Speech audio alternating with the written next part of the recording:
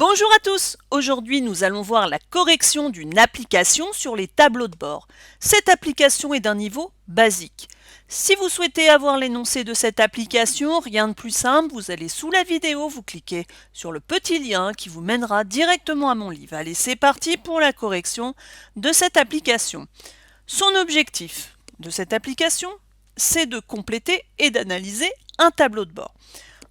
Nous sommes ici dans une entreprise qui est chargée de vendre des abonnements à des magazines via des télévendeurs et l'objectif, c'est de vérifier les performances du télévendeur en question. Donc nous avons les nombres d'appels passés, les nombres de contacts argumentés, c'est-à-dire à chaque fois que j'ai un appel, combien d'appels j'ai pu justement placer mon argument commercial, l'efficacité en pourcentage, la productivité, et les ventes d'abonnements de 6 mois ou de 12 mois. Donc on va déjà réaliser les calculs et ensuite nous allons analyser ce tableau de bord. L'efficacité en pourcentage. Alors c'est tout simplement le nombre de contacts argumentés, donc ici les 80, divisé par le nombre d'appels. Et le tout multiplié par 100 parce que nous sommes sur un pourcentage. Donc en l'occurrence ici c'est 80 divisé par 170 et nous avons 47%. Nous continuons avec la productivité. La productivité, c'est le nombre de contacts argumentés divisé par le temps de travail. Donc, par exemple, en moyenne, nous avons 80 contacts argumentés divisé par 8 heures. Donc, par exemple, sur l'objectif par jour, mon objectif est de 10. Nous allons maintenant calculer nos moyennes par jour. Alors, nos moyennes par jour, c'est très simple. J'additionne l'ensemble de mes jours et je divise par 5 et j'obtiens donc ma moyenne journalière, par exemple, pour le nombre d'appels. Et je peux réaliser les mêmes éléments sur l'ensemble de mes rubriques. Alors maintenant que j'ai tous mes chiffres, je vais pouvoir commencer à réaliser mon analyse. Si on regarde, j'ai un objectif journalier de 170 en termes de nombre d'appels, or ma moyenne journalière est de 154. Donc déjà, je réalise moins d'appels que ce qui est prévu. Au niveau de mes contacts argumentés, c'est pareil, je n'ai pas rempli mon objectif en termes de télévendeur. J'ai une moyenne par jour de 72, or j'ai un objectif journalier de 80. Par contre, un élément assez positif, j'ai un objectif par jour d'une efficacité de 47%, et ici je remplis bien mon objectif. En termes de productivité, je suis un peu en dessous de l'objectif journalier. Donc ça aussi, je suis un peu en deçà.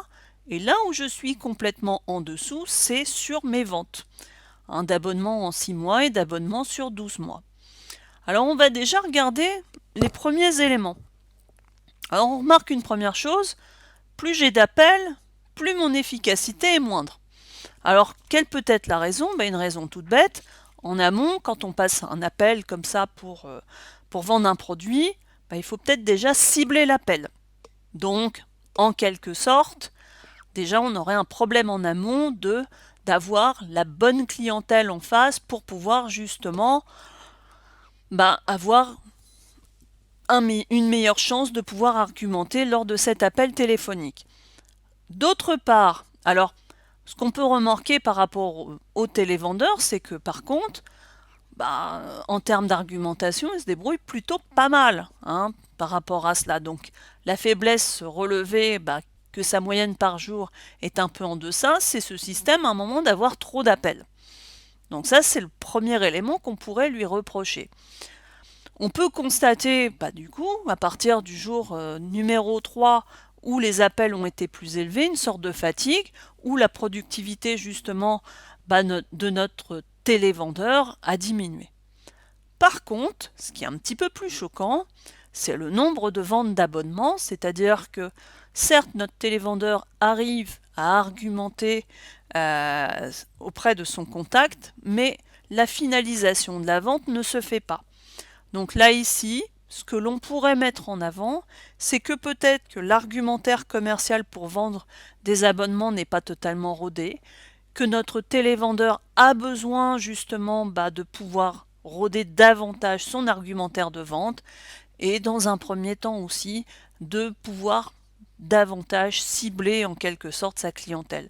C'est deux éléments qui pourraient être mis en avant grâce à l'analyse de ce tableau de bord. Donc comme vous voyez, les chiffres sont très parlants. Ils nous permettent d'analyser un peu la situation de performance d'un télévendeur, et il peut servir aussi d'analyser bien d'autres performances. Donc j'espère que ce petit tuto aura été simple pour vous, qu'il vous sera utile. Nous pouvons maintenant passer à la deuxième phase qui est la phase de maîtrise. En attendant, je vous dis à bientôt pour un autre tuto.